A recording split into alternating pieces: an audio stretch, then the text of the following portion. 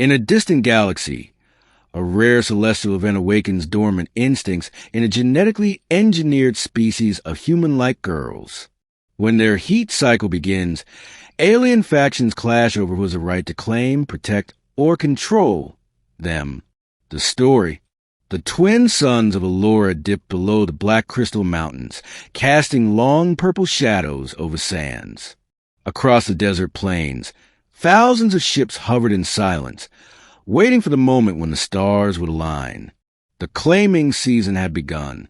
In the domed city of Alpharon, 17-year-old Kaela stood at the edge of her sleeping chamber, trembling. Her skin pulsed faintly with silver veins, a sign her cycle had started.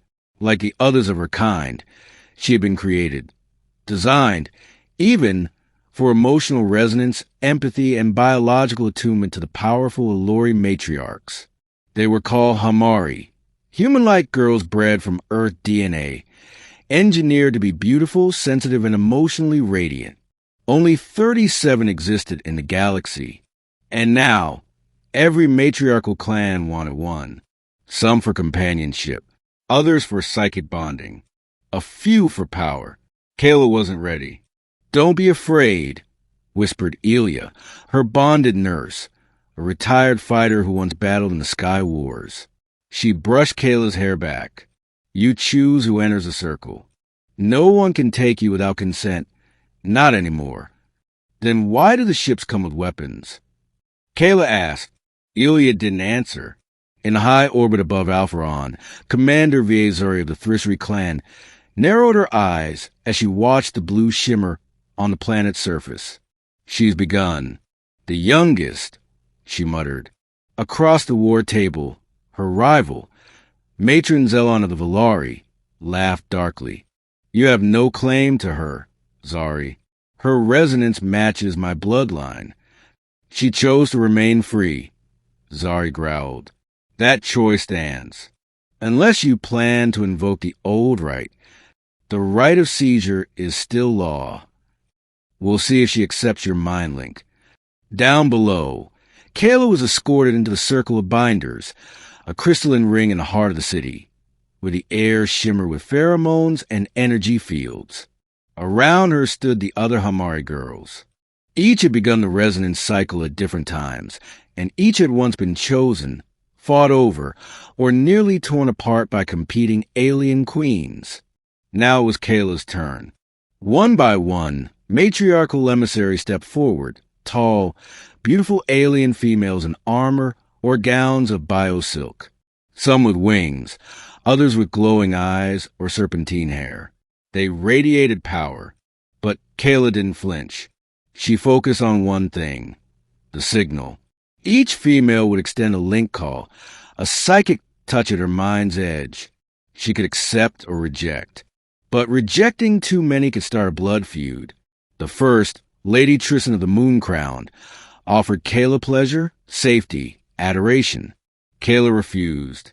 The second, General Lai of the Flame Talons, offered power and command. She would become a commander's bonded consort. Kaela refused. The third, High Seer Velix, offered something else: a vision of her sisters in chains, of Hamari no longer courted, but taken. Kaela recoiled. "You seek to bind us," she whispered, "not love us." Velix smiled coldly. "Your kind were made to be bound." Suddenly, explosions rocked the city. The Valari had begun their assault.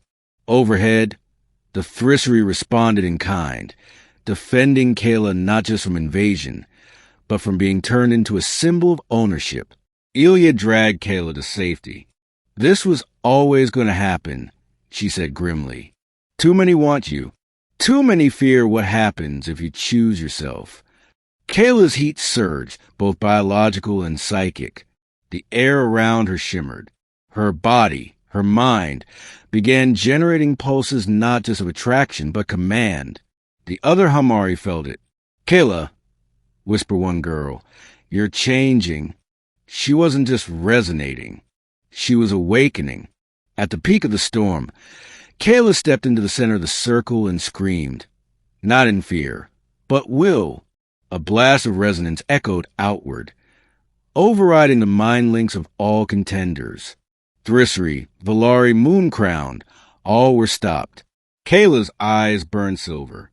I am not property. She raised her hand, and a dome of psychic light enveloped the city. No one could enter. No one could claim. You all fought for us, Kaela said, her voice amplified across minds. But we fight now for ourselves. Our bodies are not battlegrounds. Our heat is not yours to possess. We are not breeding currency.